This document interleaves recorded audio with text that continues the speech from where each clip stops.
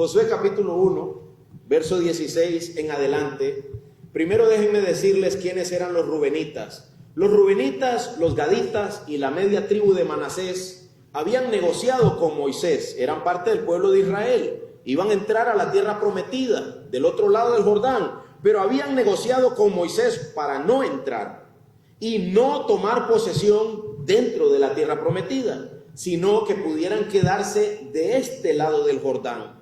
Ese era el trato que ellos habían hecho con Moisés. Déjanos quedarnos de este lado. La tierra es buena, aquí podemos pastorear nuestro ganado, aquí podemos vivir. Y Moisés aceptó esa propuesta, pero les pidió que al entrar al pueblo, que al entrar el pueblo, el resto del pueblo, a la tierra prometida, ellos cumplieran entrando y luchando. Ellos además se habían comprometido.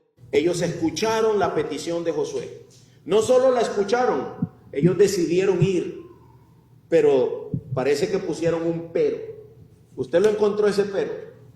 Ese pero que ellos pareciera que ellos dieron no me ha dejado a mí poder pasar al capítulo 2 de Josué.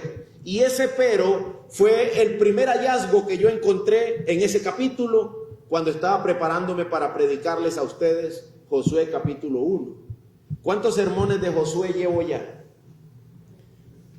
Creo que este es el 4. He predicado 3. Y yo desde que abrí el libro fue eso lo que vi. Abra su Biblia conmigo en Josué 1, versos 16 y 17. Y lo que yo vi está en el verso 17. Y ellos respondieron a Josué. Haremos todo lo que nos has mandado. Y a donde quiera que nos envíes, iremos. Como obedecimos en todo a Moisés, así te obedeceremos a ti. Con tal que, yo leo ahí, pero asegúrate de ¿qué? De que el Señor tu Dios esté contigo. Con tal que el Señor tu Dios esté contigo. ¿Por qué, hermanos? Dice el verso 18, cualquiera que se rebele contra tu mandato y no obedezca tus palabras en todo lo que mandes, ¿sabes qué le va a pasar? Va a morir. Los rubenitas, los gaditas y la media tribu de Manasés pareciera que le dijeron a Josué, mira Josué, lo que tú digas vamos a hacerlo, pero eso sí, sé responsable, porque aquí va a pasar algo, aquí va a morir gente si tú no nos estás guiando de la manera correcta. Y aún guiándonos de la manera correcta, morirá gente si es necesario que esa gente muera. ¿Se imagina la cantidad de responsabilidad que estos hombres están dirigiendo a Josué como el hombre que va a dirigir el pueblo? Hermanos míos, la primera gran responsabilidad que todos nosotros tenemos es que la presencia de Dios esté con nosotros en lo que nosotros como iglesia no nos haga salir de aquí. Si tú no nos acompañas, oh Dios, no nos muevas de Egipto, déjanos aquí. Moisés tenía la impetuosa necesidad de estar seguro de que Dios los iba a guiar como nación, como pueblo. Es de suma importancia que un hombre llamado por Dios a servirle se asegure de que está haciendo aquello que Dios quiere que él haga y de que Dios está con él en ese proceso. Además de Moisés, nosotros tenemos a toda la nación de Israel en Éxodo 28:30, representados en el sacerdote Aarón. Escuche Éxodo 28:30. Pondrás en el pectoral del juicio el Urim y el Tumim, y estarán sobre el corazón de Aarón cuando entre a la presencia del Señor. A los sacerdotes, al sumo sacerdote, le hacían un pectoral. Además de que sus ropas eran increíblemente hermosas, en la nación de Israel, al sumo sacerdote, por mandato de Dios, le hacían como una pechera. Esa pechera estaba amarrada al sumo sacerdote y en ella tenía las piedras, 12 piedras ordenadas, representando a las 12 tribus de la nación de Israel. Pero dentro de la pechera tenían el Urim y el Tumim. ¿Usted sabe qué es eso? Yo tampoco sabía, hasta hace unos años, ¿verdad? Que un hermano vino y me dijo: pastor, ¿qué es el Urim y el Tumim? Entonces investigué y me di cuenta que eran unas piedritas, eran como unas piedras para echar suertes, pero en realidad lo que significaban era la voluntad del Señor. Cuando no estaba claro qué quería Dios, se echaba el Urim y el Tumim, ¿verdad? Sacaban eso y lo tiraban y a ver qué decían. ¿Qué era la voluntad de Dios? ¿Sí o no? ¿Estaba con nosotros o no estaba con nosotros?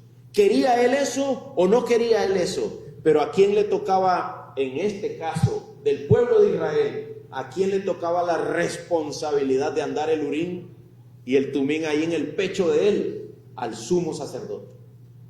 Estar seguro de que la voluntad de Dios estaba con ellos. Él representaba a Dios ante los hombres y traía a los hombres los sacrificios de los hombres delante de Dios. Era su responsabilidad. Entonces recuerde esto: Moisés quería estar seguro. Si tú no vas, no iremos. El sumo sacerdote tenía que andar en el pecho la decisión de la voluntad del Señor, si estaba o no estaba. Pero no solamente ellos, los reyes de Israel también, en la época de los reyes. Escucha Primera de Reyes 22:6. Los reyes de Israel también querían saber si Dios estaba con ellos o no, pero lo hacían a través de los profetas, los hombres que hablaban en el nombre de Dios. En la época de los reyes, te leo el versículo: entonces el rey de Israel reunió a los profetas, escucha cuántos hombres, unos 400 hombres, y les dijo: ¿debo ir a pelear contra Ramot de Galaad o debo desistir? ¿Es la voluntad de Dios o no? Imagínate un rey de la nación de Israel que quiere hacer la voluntad de Dios, quiere saber si Dios quiere eso o no, y sabe que los profetas van a hablar en nombre de Dios, así que los manda a traer. ¿Cuántos mandó a traer como para estar seguro? 400, porque no quiere hacer, en teoría, no quiere hacer algo que no es la voluntad de Dios. Ese parece un rey piadoso, ¿no? Pero Josafat, el rey amigo de él, era más piadoso todavía. Y escucha a Josafat, que va a ir a pelear junto con su amigo. Oiga lo que Josafat dice: ¿no queda aún aquí algún otro profeta del Señor para que lo consultemos? Dice Josafat: no hay ni uno más. Y el otro rey pudo haber dicho: ya tenemos 400, ¿para qué quieres uno más? Para estar bien seguro. Y sí había uno más. Y el uno más era la diferencia. El uno más era realmente al que Dios le estaba mostrando si el rey debía ir o no debía ir. Y el uno más llegó y le dijo: sí, ve, vas a ganar, vas a vencerlo, como dicen esos 400. Y el otro rey dijo: ¿cuántas veces te he dicho que me digas la verdad? Me mientes, ¿sí? Porque él sabía que ese otro hombre siempre profetizaba en contra de lo que él en su corazón quería hacer. Hermanos míos, Moisés quería estar seguro de que Dios estaba con ellos. El sumo sacerdote tenía las piedras para estar seguro de que Dios estaba con ellos. Los profetas tenían que hablar en nombre de Dios para estar seguros que Dios estaba con ellos. Y ahí no termina la historia. La comprobación de la presencia de Dios en medio del pueblo aún alcanza a la persona de Jesucristo. Si Jesús es realmente el Señor, es realmente el Salvador del mundo, el que vino a rescatar las almas que estaban perdidas en este mundo, ¿no debía decirse de él que también el Señor estaba con él? Dice la Biblia que cuando Jesús fue bautizado en Mateo capítulo 3, escucha esta historia: después de ser bautizado, Jesús salió del agua inmediatamente y los cielos se abrieron en ese momento, y él vio al Espíritu de Dios que descendía como una paloma y venía sobre Jesús, y se oyó una voz de los cielos que decía: este es mi Hijo amado, en él tengo complacencia. Dime de quién se ha repetido eso en la historia. De nadie más. Se dice de nosotros por gracia. No sé si usted ha peleado con Dios, como Jacob. ¿Se acuerdan que peleó con Dios? Luchó con Dios hasta que amaneció. y le decían al ángel: no te suelto hasta que me bendigas. Y no, el ángel no se pudo soltar, porque Dios no quería, seguramente. Pero Jacob luchó con Dios hasta que Dios lo bendijo. Hermanos, tal vez algunos de ustedes han luchado con Dios diciendo: Padre mío, ¿soy tuyo o no soy tuyo? ¿Soy de los tuyos o no? ¿Soy de los tuyos o no? Hasta que escuchan estas palabras por una obra del Espíritu Santo: eres mío, hijo mío. Pero jamás se abrirá el cielo para que una voz diga: ese es mi hijo amado, en él tengo complacencia. Eso solamente ocurrió con respecto a la persona de Cristo Jesús. Es decir, que lo que Cristo haga, el Padre lo aprueba indefectiblemente. Lo que Cristo diga es, como decían los abuelitos, santa palabra. ¿Verdad? ¿Se acuerdan que los abuelitos decían: lo que yo le acabo de decir es santa palabra, usted tiene que hacerlo? No puede moverse ni a la izquierda ni a la derecha, tiene que ir y cumplir con aquello. Hermanos míos, ha sido aprobado también nuestro Señor y Salvador Jesucristo. Y no solo Él, todos nosotros como iglesia. Escucha 1 Timoteo 3: te escribo estas cosas esperando ir a verte pronto, pero en caso de que me tarde, te escribo para que sepas, oiga, cómo debe conducirse uno en la casa de Dios, que es la iglesia del Dios vivo, columna y baluarte y sostén de la verdad. ¿Qué es la iglesia? La casa de Dios. Hermanos, ¿está Dios con su iglesia? ¿Sí o no? ¿Está Dios con nosotros? ¿Sí o no? Porque fue lo que le dijeron a Josué: vamos a ir con tal que el Dios esté contigo. ¿Está Dios con su iglesia? Bueno, si es la casa de Dios, no es este edificio. No, la iglesia somos nosotros. Nuestros cuerpos son templo del Espíritu Santo y Dios está en medio de nosotros. Así lo prometió Cristo: yo estoy con vosotros todos los días hasta que se acabe el mundo. Todos los días con los santos reunidos. Mirad cuán bueno y cuán hermoso es habitar los hermanos juntos, dice el libro de los Salmos, en armonía. ¿Por qué? Porque ahí envía Dios salvación y vida eterna. Es aquí donde Dios salva almas, en medio de la comunión de la iglesia, en el trabajo de la iglesia. Así que de cierta manera, mi hermano, y yo acabo de leer 1 Timoteo 3, 14 y 15, de cierta manera nosotros estamos cubiertos. Como iglesia, como cuerpo, sabemos responsablemente que Dios está con nosotros. Escucha lo que dice Mateo 18, 19 y 20.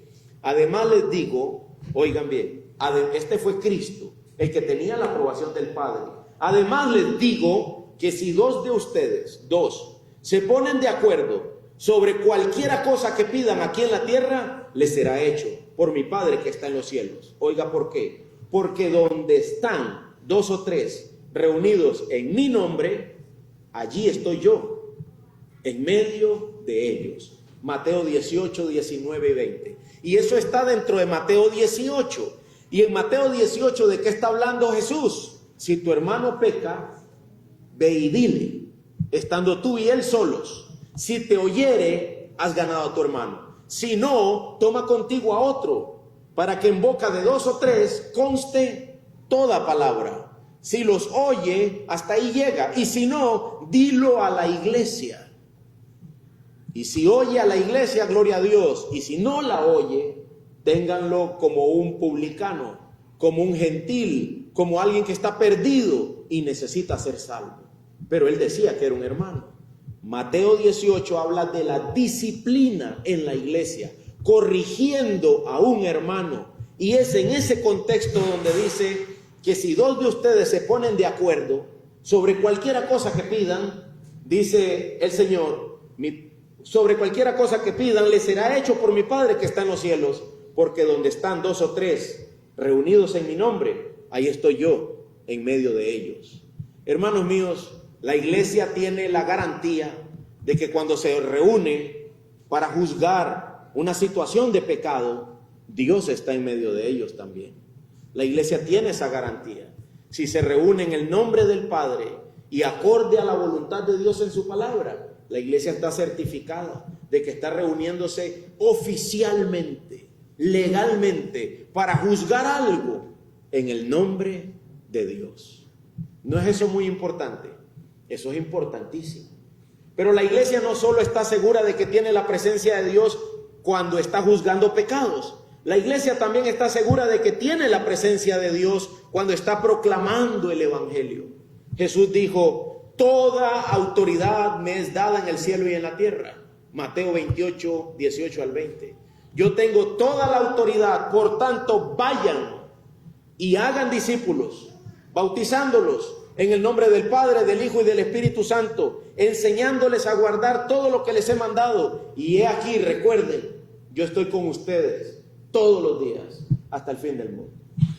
Entonces, hermanos, como iglesia, cumplimos el requerimiento de los rubenitas, de los gaditas y de la media tribu de Manasés. Como iglesia, ¿qué cantábamos ahora? La iglesia prevalecerá. ¿Qué más dice? Gracias, hermano. Sobre la roca firme está. La iglesia es responsable de su llamamiento y la iglesia prevalece. La iglesia. Pero ¿qué pasa si uno de nosotros no cumple? ¿Representa él a toda la iglesia? No. Él es parte de la iglesia. Él es miembro de la iglesia. Pero por el hecho de que uno se pierda, no significa que la iglesia va a dejar de existir. Y eso es muy serio, hermanos. Eso es muy serio. Cuando estábamos cantando la iglesia prevalecerá, ¿sabes qué pensaba yo? Aún sin ti, aún sin mí, porque la iglesia es de Dios, porque Dios está en medio de ella, por medio de la obra del Espíritu Santo. Y por eso debemos pensar en la otra cara de la responsabilidad del llamado. ¿Cuál es la otra cara? De nuevo, por favor, escucha a los rubenitas, a los gaditas. Haremos todo lo que nos has mandado. Escucha bien, hermano. Y a donde quiera que nos envíes, iremos. Como obedecimos a Moisés, así te obedeceremos a ti, con tal que el Señor tu Dios esté contigo. Solamente sé lo que Dios dijo que debías ser. Esa es la otra cara de la responsabilidad del llamado. Como grupo, a ver si me logré explicar, como grupo ya cumplimos. Amén. Como grupo, la obra del Señor es responsable, porque Cristo está en medio de ella y estamos haciendo la voluntad del Señor. Pero como individuos, ¿está el Señor ahora contigo? No los puedo señalar a todos y es una mala educación, pero ¿está el Señor contigo? ¿Y contigo? ¿Y contigo? ¿Y conmigo? Dicen que cuando uno señala para allá, hay al menos 3 dedos viendo para acá. ¿Está el Señor contigo, hermano y amigo? Esa es la pregunta confrontadora y profunda de los rubenitas, de los gaditas y de la media tribu de Manasés. Eso es lo que Dios tiene encerrado ahí en esa historia. Te vamos a hacer caso, pero ¿está el Señor contigo? ¿De verdad Dios está contigo? Mira que aquí va a morir gente. ¿Estás seguro de lo que vamos a hacer? Solamente sé aquello que Dios dice que debe ser. ¿Puedo yo estar seguro y consciente de que Dios aprueba mis pasos? ¿Está Dios conmigo? ¿Sabes cómo se puede responder a eso? Escucha, por favor, como si fuera tu conciencia, hermano, amigo. ¿Está Dios contigo? ¿Qué le responderías a tu conciencia? ¿Está Dios contigo? Puedes responder así, no sé. Puedes responder así. Pero también puedes responder, decía mi profesor de psicología, con la certeza de un loco. Sí, está conmigo. ¿Evidencias? No tengo. pero está, yo sé que está. Hay gente que hace eso. Unos dicen, y no responden. Y otros dicen, sí, claro, Dios está conmigo, muéstramelo. No hay nada que mostrar. No hay frutos, no hay obras. Entonces, ¿por qué dices que Dios está contigo? Entonces, ¿por qué afirmas eso? Debería ser responsable y poder mostrar que Dios está contigo. Ahora sí quiero que lean conmigo Mateo 7, 22 y 23. Mateo 7, 22 y 23. Ustedes saben que les ahorro algunas citas bíblicas porque si no el tiempo no alcanzaría. Solo las voy citando. Pero esta quiero que la leamos. Mateo 7, 22 y 23. Mira de que muchos dirán que Dios estuvo con él. ¿Qué dice ahí Mateo 7, 22? Muchos. ¿Cuántos? Muchos. ¿Cuántos habemos aquí hoy? Muchos. Y a veces he visto más. Muchos me dirán en aquel día, Señor, Señor. ¿Sabes qué quiere decir esa doble expresión de Señor? Curios, curios. ¿Sabes qué estaban diciendo? Controlador, controlador. Tú eres el controlador, eres el soberano. Te reconocemos como lo que eres. No profetizamos en tu nombre y en tu nombre echamos fuera demonios y en tu nombre hicimos muchos milagros. Entonces les declararé, jamás los conocí. Apártense de mí los que practican la iniquidad. ¿Sabes qué es lo interesante? Que ellos se estaban refiriendo a Jesús como lo que de verdad es. Sí entendían quién era Cristo. Sí entendían que era el Señor. Sí lo entendían perfectamente. Pero Jesús les dijo, no los conozco. Apártense de mí. Alguien dijo una vez, no es tan importante si tú conoces a Cristo. Lo importante es si Cristo te reconoce a ti. No es tan destacado que cuánto sé yo de Cristo. Lo importante es si Cristo sabe de mí. Se dice de un santo del pasado que cuando le preguntaban que si no estaba preocupado por su estilo de vida cristiana, él decía, no me preocupa. No me interesa que los hombres me conozcan. Me interesa que el infierno me conozca y los demonios me conozcan. ¿Sabes qué quería decir? Que él vivía para Cristo al 300 por 500. Me explico totalmente, al punto que el diablo decía, a él tenemos que destruir. Él solo estaba interesado en hacer la obra de Dios. Y sabes que el anticristo se levanta en contra de todo lo que tenga que ver con Cristo. Así que este santo del pasado de una manera interesante decía, yo solo estoy interesado en que el Señor me conozca. Si el Señor me conoce, el diablo estará contra mí, el infierno estará contra mí, todo se levantará contra mí, pero las puertas del Hades no prevalecerán. Las puertas del lugar de los muertos, del infierno mismo, no podrá detener el avance de la iglesia y tampoco puede detener el tuyo, hermano, si el Señor está contigo. Pero ¿está el Señor contigo?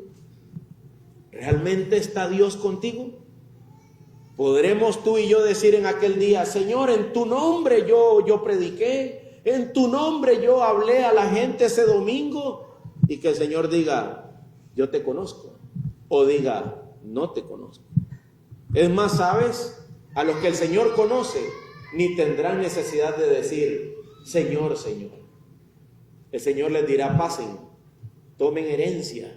Y dice la Biblia que estarán así, porque dirán, Señor, yo soy pecador, ¿cómo podría yo ser salvo?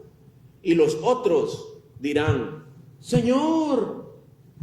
Y a los que están ahí humillados, ellos están mostrando que conocen de verdad al Señor íntimamente. Y los que están de engreídos no saben nada de Cristo, no conocen nada de Cristo. Hermano mío, esto es una gran pregunta. ¿Sabes que eso tú podrías responderlo con una certeza bíblica? Escucha esto. No insistas en que te deje o que deje de seguirte, porque a donde tú vayas, yo iré, y a donde tú mores, yo moraré. Escucha la responsabilidad de Ruth, cómo la asume. Tu pueblo será mi pueblo, tu Dios será mi Dios. Donde tú mueras, yo moriré, y ahí seré sepultada. Es interesante que Ruth, la moabita, tenía una certeza, no de un loco, sino bíblica. Tu Dios será mi Dios, hasta la muerte. No insistas en que te deje.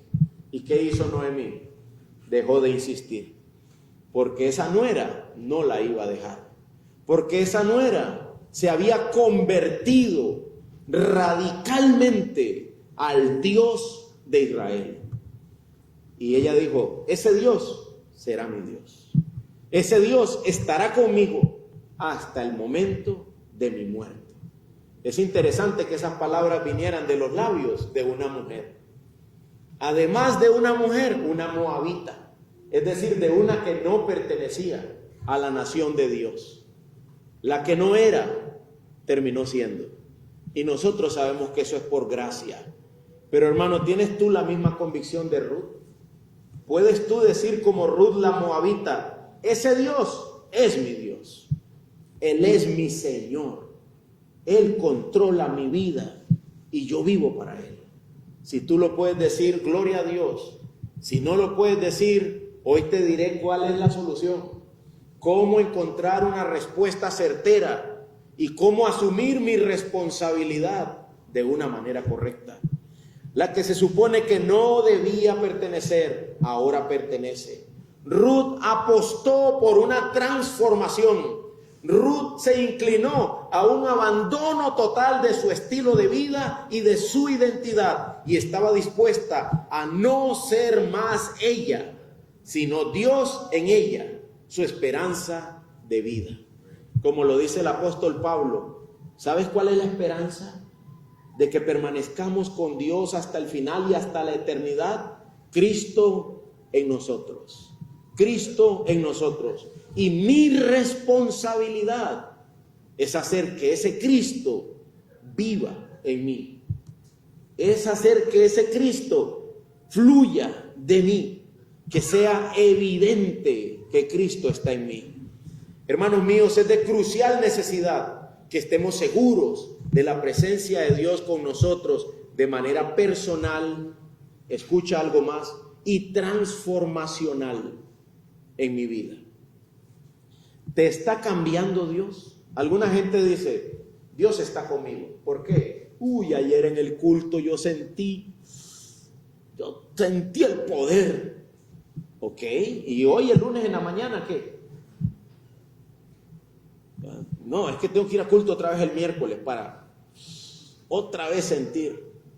¿Sabes que los demonios creen? Algunos aquí no son creyentes. Vienen por automático, pero no son creyentes. No creen nada de lo que yo estoy diciendo. Están juzgándolo, están pensando sí o no, y luego se van y dicen, el pastor está loco.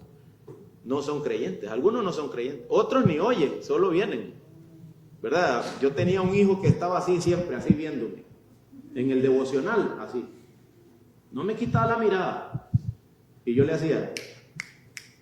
No se daba cuenta. Y le digo, ¿está aquí? Sí. ¿Qué dije? No, él no venía. Yo tenía que estar atento para ver si estaba ahí. Porque el cuerpo estaba ahí, los ojos estaban ahí. No se dormía, no. Pero no estaba. El cerebro andaba, quién sabe dónde. Hermanos míos, es muy importante que nosotros entendamos esto. Los demonios creen. Y no solo creen, tiemblan. Ellos tienen experiencias espirituales. Tiemblan. Cuando Jesús se apareció, los demonios decían, solo ellos lo reconocían. ¿Qué tienes que ver con nosotros, Jesús? ¿Qué tienes que ver con...? Todavía no ha llegado la hora. Ellos sabían todo se lo conocían. No es aún el momento del juicio, cálmate. ¿Qué te pasa? ¿Verdad? Y Jesús nada más pasaba por ahí. Ellos se atormentaban con solo que Jesús apareciera por ahí. Los demonios saben de experiencias espirituales. Ay, pastor, anoche yo sentí tan rico la presencia del Espíritu Santo en mi vida, una cosa. Los demonios también saben de eso. Eso no es tan importante. si no te cambia. ¿Te cambió? No, entonces eso no es importante. Cuando alguien me dice que él sabe que Dios está con él, ¿por qué? Anoche yo sentí, entonces me pararon los pelos, uy, todavía me da, pastor. Y yo le digo, ¿y de qué se te pararon los pelos? Un tiempo de oración que yo tuve, y mientras orabas, ¿en qué estabas pensando? No, en las peticiones. ¿Y qué eran las peticiones? La Homer, el Land Rover. Cero. Así no es. Pero si tú me dices, pastor, eso que usted leyó ahí, tu Dios será mi Dios. Eso me ponchó, pastor. Ahora sabes quién te ponchó. La Biblia. Y la palabra de Dios es viva, es eficaz, es más cortante que una espada de doble filo. Penetra hasta lo profundo, corta los tuétanos. Eso es diferente. Ahora, estás teniendo una experiencia espiritual a partir de la palabra de Dios. Ok, ahora falta ver lo tercero. ¿Te cambió? Sí, me cambió. Nunca más volví a ser el mismo. Decía otra vez mi profesor, Edier, uno pierde hasta la forma de andar. ¿Qué quería decir él? Es persuadido de una manera tal que ya la mente no deja de pensar en lo que es Dios, en quién es Dios, en la gloria de Dios. Ya no puedo decir ni que yo fui y volví sin que la mente diga, fue Dios. Ni eso puedo ya, porque Dios nos ha transformado completamente. Entonces lo que estamos diciendo es que si de manera transformacional está la presencia de Dios en mi vida. Ruth mostró la presencia de Dios porque su lenguaje lo dijo.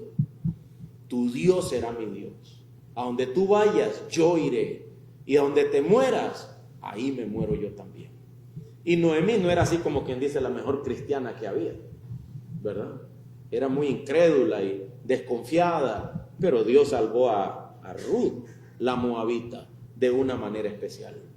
Hermano mío, una falsa esperanza de que Dios está conmigo, al final te morderá. Una falsa esperanza, como una serpiente, decía Gardiner, un teólogo, al final te morderá.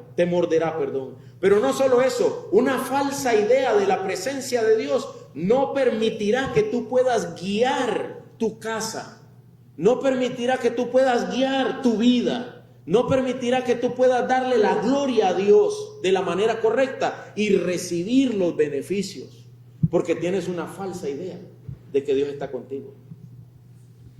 Estoy diciendo que los rubenitas, los gaditas y la media tribu de Manasés le dijeron a Josué, morirá gente por ti, morirá gente por tu culpa. Más vale que te estés seguro de que Dios está contigo. Hermanos, cuando yo leía eso, ¿sabes qué pensaba? En mis hijos, en tus hijos, en mi esposa, en tu esposa, en mis vecinos, en tus vecinos. Morirá gente por lo que tú digas. Pastor, pero no es que Dios le cobra a cada quien por lo suyo. Sí, y a ti por la sangre de ellos. El apóstol Pablo dijo, mis manos están limpias. He insistido en mostrarles la gloria de Dios y ustedes no lo han seguido. Pero qué diferente es cuando mis manos están sucias.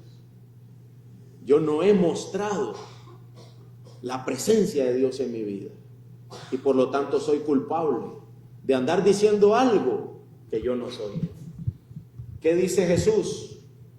Que si tú haces tropezar a uno de estos más pequeñitos, mejor te fuera que te amarraras una piedra en el cuello, como decimos en Guanacaste, en el pescuezo, una piedra de molino que era inmensa y pesada, y te lanzaras al mar. Fuera mejor de eso. Mejor estuvieras muerto que haciendo pecar a otros. Hermanos, cada quien dará cuenta por su pecado, pero eso significa que a mí también me van a llamar a cuentas porque anduve diciendo que Dios estaba conmigo y yo no vivía como alguien con quien Dios estaba. Y los que están a mi alrededor dicen, Dios no existe, o Dios no funciona, o Dios no sirve, porque míralo a él y mira cómo vive. No veo nada de Dios en él. Así que a mí no me hables de eso. Yo tenía a mi papá y tú no sabes cómo era. A mí no me hables de eso. Yo conocí una fulana, un fulano, tú no tienes ni idea lo malo que eran. Eso de Dios no sirve. No, Dios sí sirve. El que no servía era ese, que no asumió su responsabilidad, que no vivió de frente a su responsabilidad. Lee conmigo, por favor, el Salmo 50. Por si dicen, pastor, usted no está siendo evangélico. El evangelio dice que somos salvos por gracia. Sí, pero mira lo que dice Dios en el Salmo 50, 16.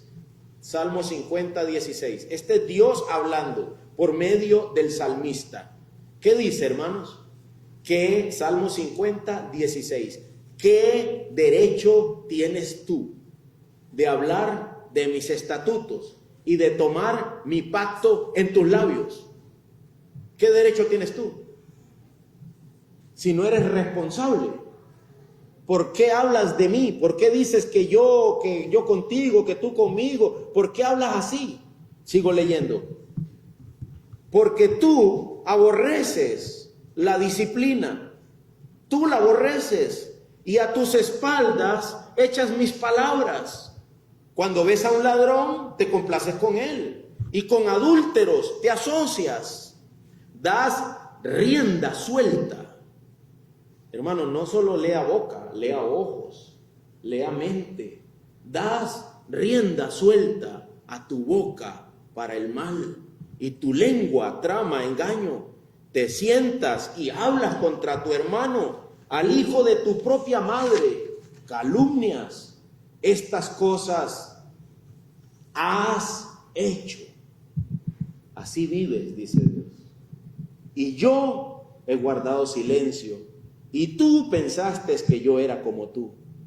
Pero te reprenderé, y delante de tus ojos expondré tus delitos. Yo no soy así, dice Dios. Y si tú me sigues, no debería ser así. Yo no soy como tú. Hermanos, esto es muy, muy serio. Pensaste que yo era como tú. No, yo sé que estoy viendo ahí un poquito de algo, pero somos hombres, hermano, tú sabes. Dice Dios, no. Tengo un pastor, ¿verdad? Papi lo conoce, algunos de ustedes lo conocen, él hace así. Y no dice nada, solo dice, Un viejito es. Me hace gracia cómo mueve el dedo, él así. No mueve la mano, no, así el dedo. No mienta.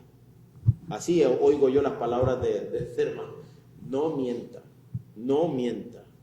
Dios no es así. Pero solo fue un videíto. No. Dice Dios, no. Pensaste que yo era como tú. Pensaste que yo estaba ahí dándote un espaldarazo. No te equivoques. No es así. Dice un hermano, prefiero a los pecadores que dicen, Dios no es como yo soy un pecador, que al que dice, solo era un videíto. Prefiero al que dice, Dios no es como yo, que al que dice, Dios está conmigo. Yo y él hasta la muerte. Dice Dios, yo no soy así. Yo no soy payaso, ni bromeador, ni juguetón. ¿Saben qué? Algunos piensan que Dios es chistoso, bromista. Dios es serio. Dios es serio. Si yo estuviera contando chistes delante de Dios, Él me volviera a ver así. Él no es así, de chistecitos. Cuando nosotros contamos chistes, siempre nos estamos riendo de algo o de alguien. Y dice Dios, yo aborrezco la maldad. Yo no soy como tú. Pensaste que yo era como tú. Hermanos míos, ante una realidad como esa, entonces, ¿qué haremos? ¿Qué haremos? ¿Verdad? Puede que comiences a titubear. ¿Está Dios contigo? Antes hubiera dicho, sí, pero ahora, Si te lo vuelvo a preguntar. Híjole, ¿está Dios contigo? ¿Eres responsable de tu llamado? ¿Puedes decir con responsabilidad que Dios está a tu lado? Y ahora ya empecé a titubear. Y ahora no sé si afirmarlo o no. Otros pueden decir, sí. ¿Por qué? Porque yo me bauticé. Ah, perfecto. Sí, porque yo voy a culto todos los días. Ah, qué bueno. Sí, porque yo leo la Biblia. Él no, pero yo sí. Yo leo mi Biblia todos los días. Ah, qué bueno. Sí, porque yo di una ofrenda, bastante buena por cierto, para bendición de la obra, ¿verdad? La mano derecha no tiene que saber lo que hace, qué sé yo. Sí, ah, qué bueno. Pero ¿sabes qué acabamos de decir? Yo me bauticé, yo voy al culto, yo leo la Biblia, yo ofrendo, yo. Pero ese eres tú. ¿Y sabes qué dice la Biblia? Que la salvación es por gracia y no es por obras. Para que nadie se gloríe. Entonces, pónchale el aire a esa llanta. No puedes alegar a la respuesta de que si Dios está contigo, no puedes alegar ningún yo. Cuando yo me preguntaba que si Dios estaba conmigo, yo normalmente respondía sí, porque yo me bauticé. Bautizado, circuncidado, muerto y resucitado. Todo yo. Cuando yo escuché el evangelio por primera vez, duré 15 días peleando. Yo había sido cristiano toda la vida, pero escuché el evangelio por primera vez, muchísimos años más tarde, y pasé 15 días peleando contra lo que había escuchado, porque era contrario a mis argumentos. Me dejaba a mí sin nada que poder decir a favor mío de mis propios hechos. Tuve que terminar de rodillas, diciendo, ahora entiendo.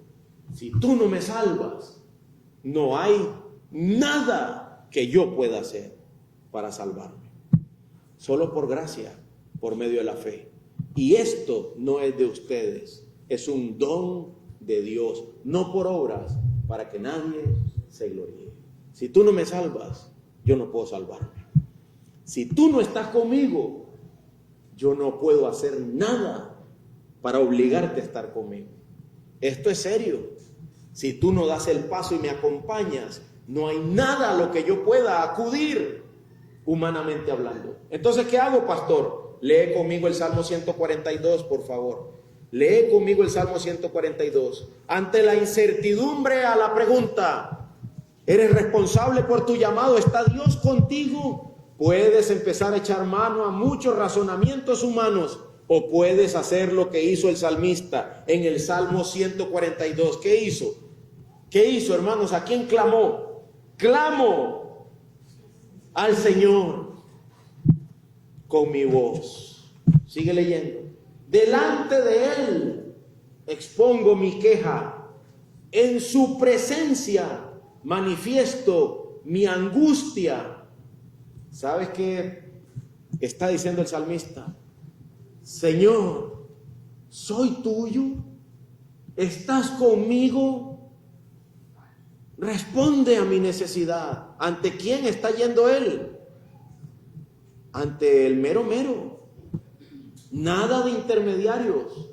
Directo a la presencia del Señor por medio de Cristo, suplicando su auxilio. Verso 3. Cuando mi espíritu desmayaba dentro de mí, tú conociste mi senda. En la senda en que camino me han tendido una trampa. Mira a la derecha y ve, porque no hay quien me tome en cuenta. No hay refugio para mí. No hay quien cuide de mi alma. A ti he clamado, Señor. Dije, tú eres mi refugio, mi porción en la tierra de los vivientes. Atiende a mi clamor, porque estoy muy abatido.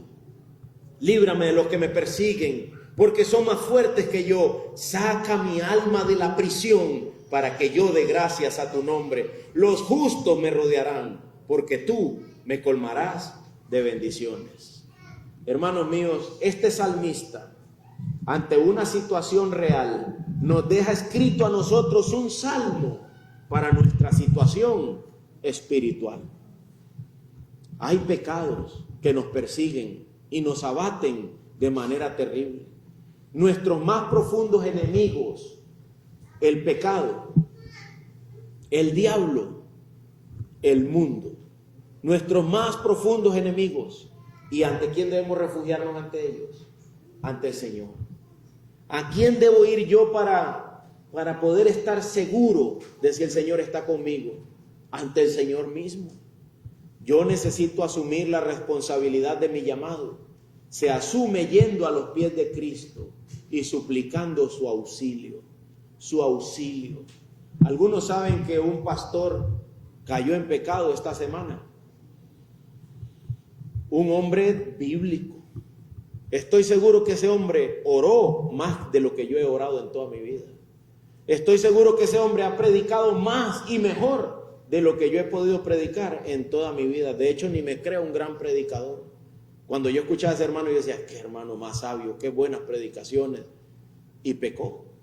Cayó en adulterio. Fue destituido de su pastorado. La iglesia ya no lo apoya, está fuera, completamente fuera. Mandaron a quitar todos los sermones que ese hombre había predicado en toda su vida de ministerio. Se acabó. Ser responsable, porque por tu culpa morirá gente. Habrá gente que será condenada por el mal testimonio de unos cuantos hombres.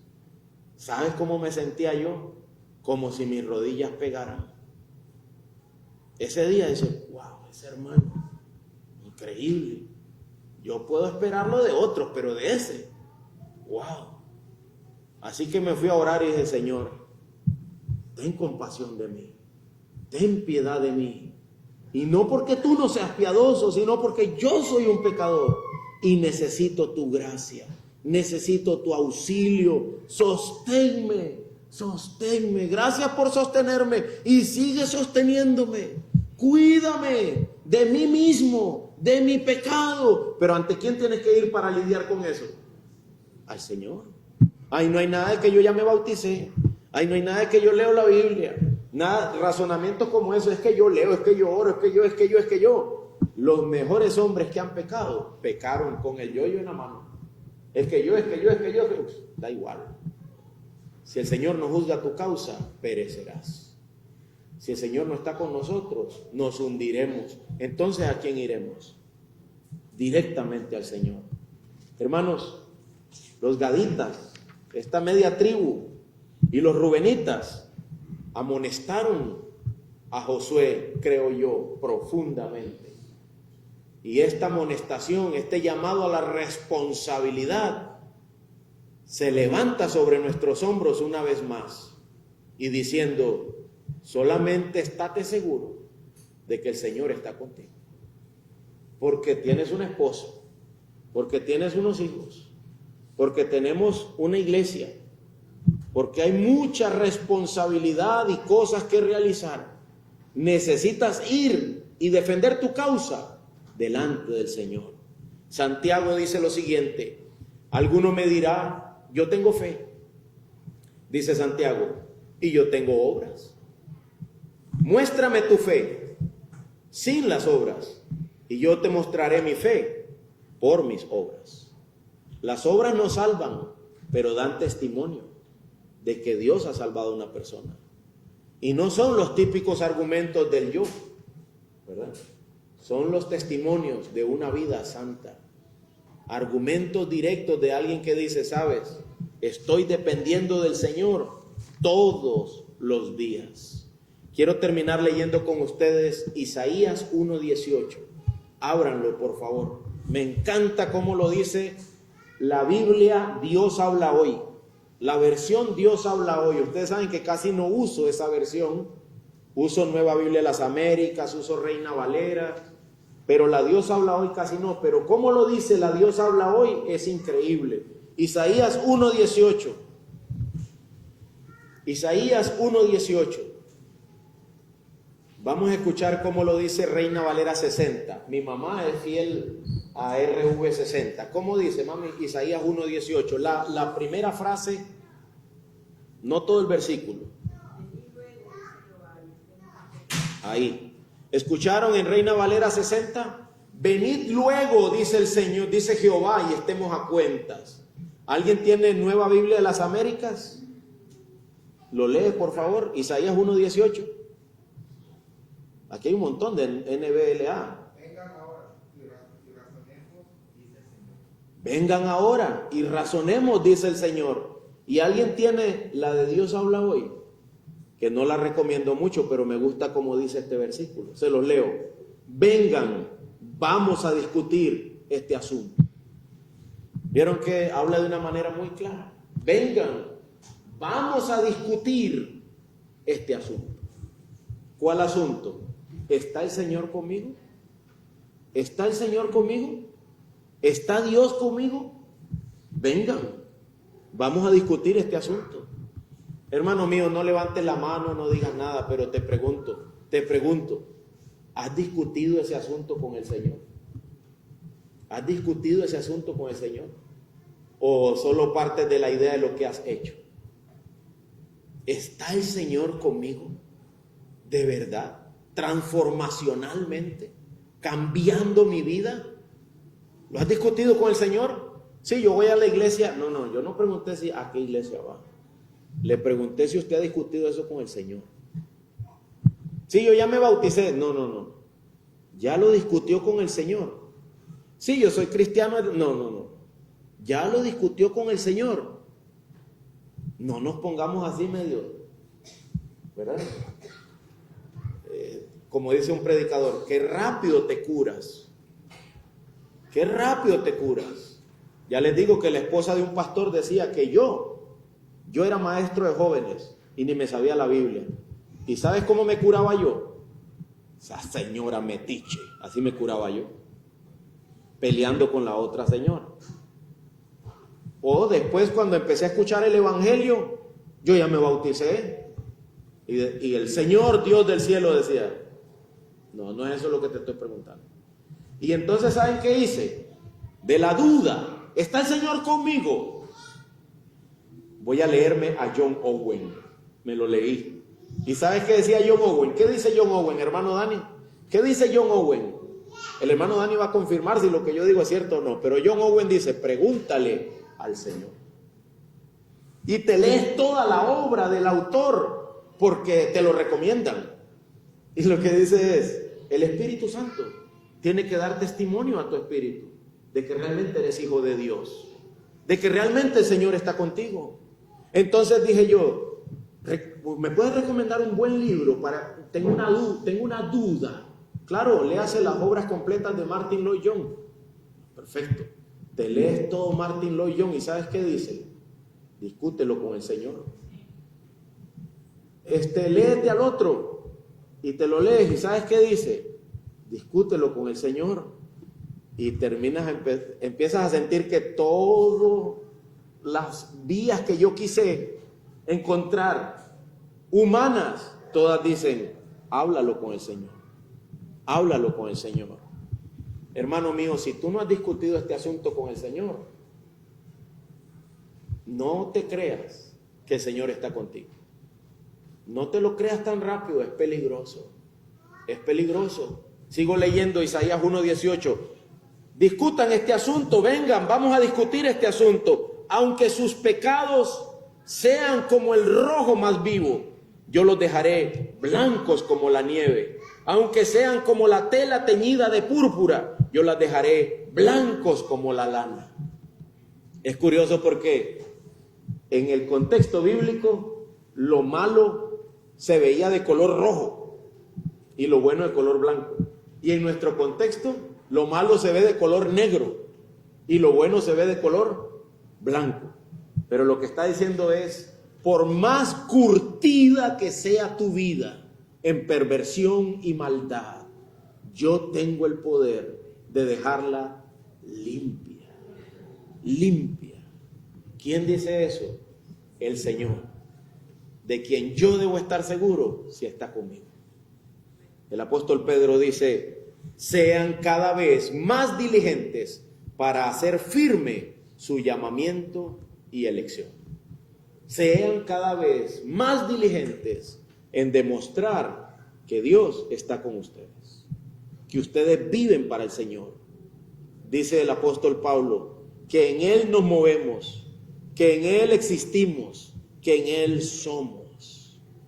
Quiera Dios que nosotros asumamos, esa es nuestra responsabilidad. Que sea evidente que en Él yo me muevo, que en Él yo existo, en Él yo soy. La paga del pecado, en cambio, es muerte.